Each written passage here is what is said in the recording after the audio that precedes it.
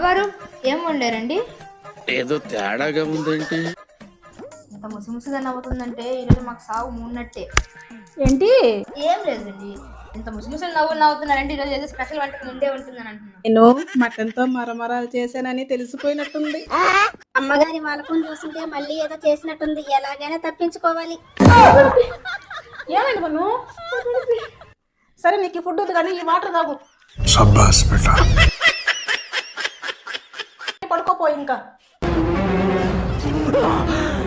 అమ్మా జ్వరం ఉంటే చచ్చిపోతుంటరా. నువ్వన్నా కూర్చోరా, నీకన్నా వడ్డిస్తాను. సరిపోయింది. హీరో విలన్ కొట్టుకుని కమెడీని చంపేసినట్టు నా మీద పడతారేంటి? ఎందుకు పుడతారో కూడా తెలియదండి మనుషులు కొంతమంది. కథ మారింది కన్నీరు మిగిలింది.